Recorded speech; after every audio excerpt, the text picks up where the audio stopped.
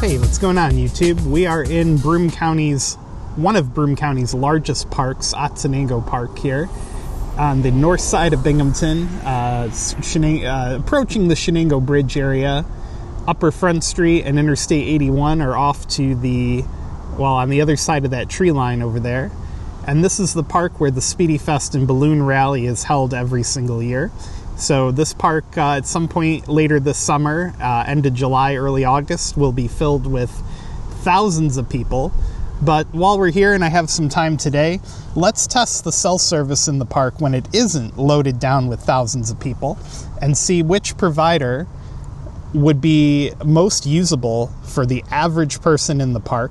So, you know, it's a nice day. A lot of people are potentially, you know, here with their kids or here with their family. Let's test all the providers and see which one would potentially be the best to use while you're in the park. And bear with me here while I put all my stuff on Do Not Disturb mode. I didn't do the Pixel for Do Not Disturb, but I don't get a lot of stuff on the Pixel, so they're going to be running separate servers just for the sake of time. Wow, that was a nice save right there. Just for the sake of time, they're not running the same server because we'd have to do them one at a time to not cause interference between the two. Sorry about the shaky opening there. So we're starting out with Verizon on the right side of your screen. Verizon connected to N71. We're getting 423 on the down, 23.4 on the up. The unloaded ping is 54, which I guess is okay. It's not super impressive, but also not terrible. The loaded ping times on Verizon, we got 684 on the down and 384 on the up. So those are, they're okay. The download one's a little on the high side, and the jitter's at 4, which is fine. AT&T, we're getting 281 on the down and 28.5 on the up for the speed. The unloaded ping times, 65. Loaded ping times are actually pretty good for AT&T. The upload one's a little high, and the jitter's really high at 55. I wonder what that's all about. In terms of infrastructure, there's a large macro on the hill further off in the distance that we're probably not connected to. T-Mobile has a site on the hilltop over there that I've shown you guys before. And then AT&T also has a site at the county jail, which is like over there somewhere. So that's what we're looking at in terms of infrastructure in the park itself. Let's pick a different server, and we'll run them all one at a time. I'll try not to knock we'll run them together, and I'll try not to knock them over. I'm just going to pick a random server here. Oh, yep, there we go. Knocked them over. Another goofy video where I'm breaking everything. We'll switch Verizon to Cornell University. All right. So we'll hit go on both of those, and we'll see what happens. This park has a lot of really nice walking trails, and it's very scenic. The Shenango River is right off to our right there. This park also does have a tendency to flood quite often. So Verizon picking up the speed here and falling over again. Wow, this is going great, guys. Let me restart that. Must have been a stiff breeze there for a minute. So Verizon also has a macro on the hill over there, but it's quite a distance from here. You can see it when you're going down Interstate 81, and it is a site with stepped-up backhaul. If you hit it just right, you can connect to it. But if you snooze, you lose. Like, if you go a half mile in either direction, you're not going to pick up the connection with the better backhaul. So AT&T, 324 on the down, upload at 31.9. The loaded ping times are pretty okay again. Unloaded's a little high at 74. Jitter at 13, which is fine. So much better jitter on that test. Verizon with 407 on the down, 18.6 on the up. And the ping times are a little high. The unloaded ping is fine. So what I think we'll do next is we'll switch over to, you know what, just for kicks, let's do one coverage map test on both of these. So we got that one. And let's get the iPhone in the right spot. Oh, and also, I have some exciting news for you guys. If you're still watching in the video, drop a comment and let me know what you think the surprise is.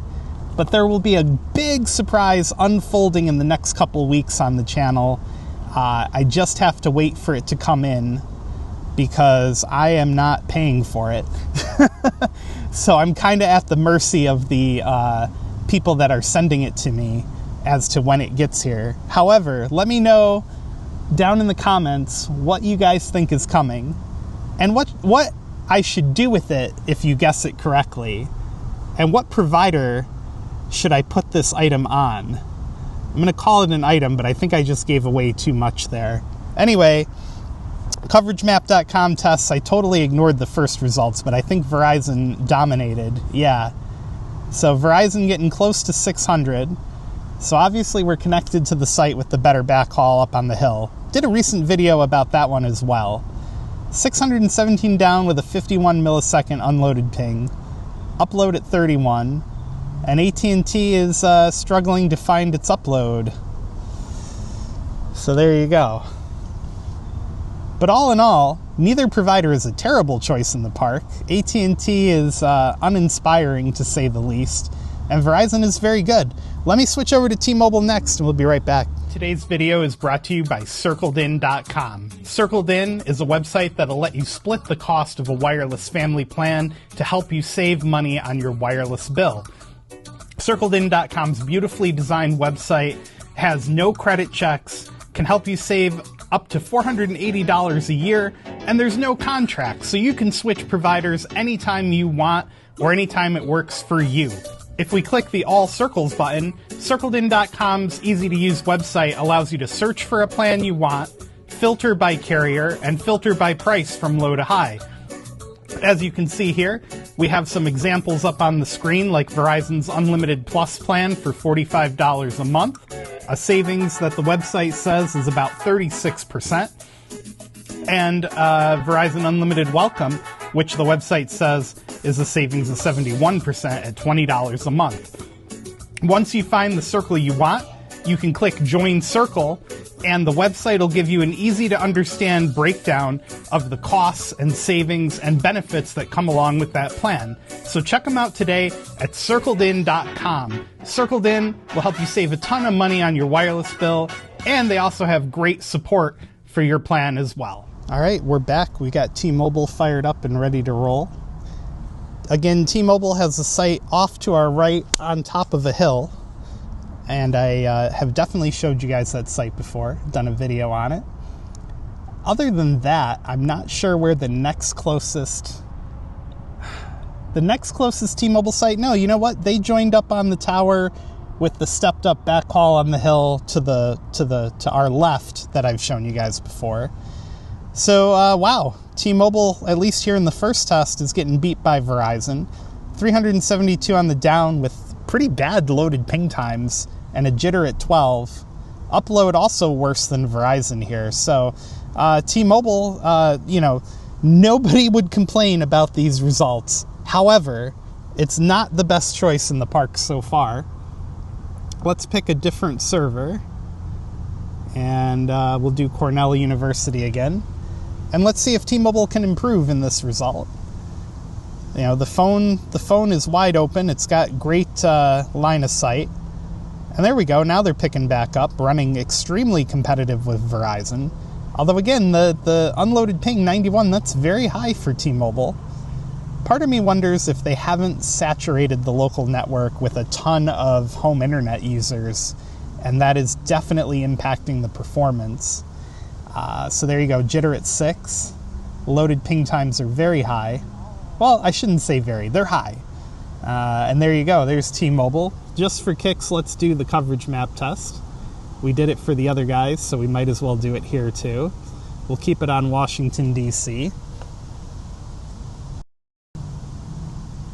So 51 millisecond unloaded ping. And the test is struggling to start here. Wonder what that's all about. There it goes. So a little delayed in the takeoff there. But again, pretty similar to what we saw with Verizon. As the wind blows my phone over, you're probably not going to be able to hear the wind because I'm wearing a DJI mic with muff on it. So, but yeah, there you go. So comparable to Ookla, competitive with Verizon, except Verizon had a better upload. And we'll do a couple tests on Dish Network, Boost Mobile native. They do have coverage here, so we'll run them. Be right back. Well, my first attempt at connecting to Boost Mobile has resulted in no service, which I find highly unusual because there is a native network in this area for them. So let's turn it off, and we'll turn it back on again. And maybe I'll fast forward this part, but we'll just see how long it takes the phone to connect to the network. And again, I'm not blaming this on Boost. It could be an iPhone issue. You just don't know. All right, to close out today's video, I thought I'd share an article with you guys from fierce-network.com. Verizon phone unlock proposal draws a lot of opposition. And basically, Verizon is asking the FCC to waive its 60-day phone unlocking requirement.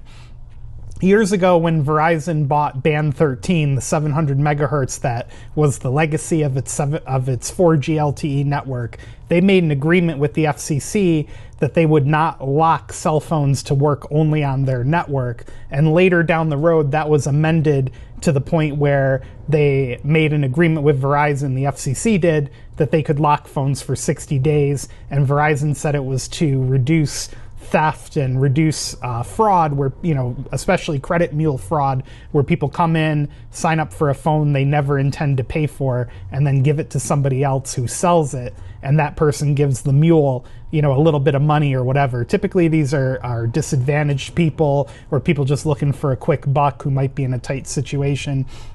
So using that, Verizon got the FCC to allow them to lock phones for 60 days.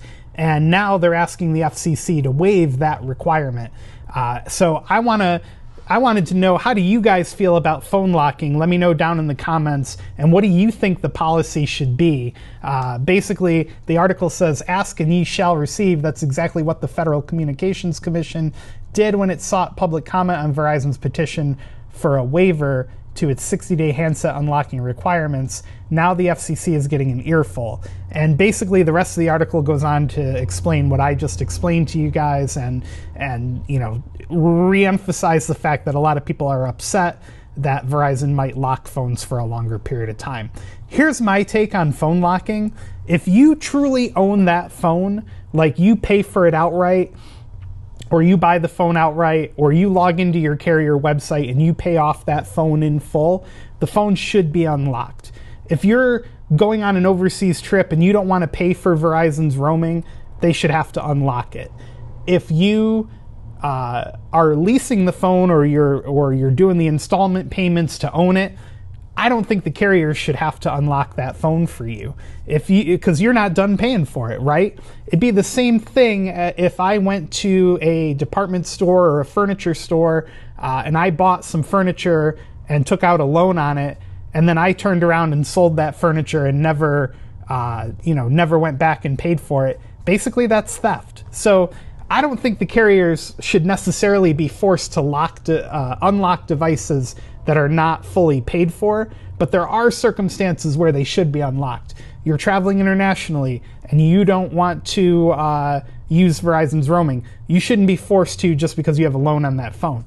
If you are military and you're going overseas, that phone should be unlocked, at least while you're deployed, at a minimum.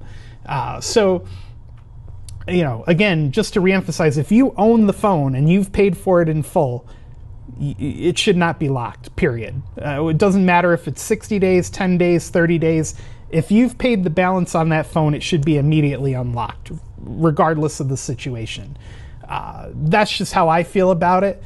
But, again, buying a phone through a carrier and having them finance it for you and then expecting it to be unlocked, I think is a little unrealistic, because, what carrier is going to give you interest-free financing and then not expect you to use their network or be committed for the term of the payment at least. But yeah, let me know down in the comments, how do you guys feel about this story? I just wanted to get everybody's feedback and opinion. I think it's fascinating to read the comments. So yeah, let me know.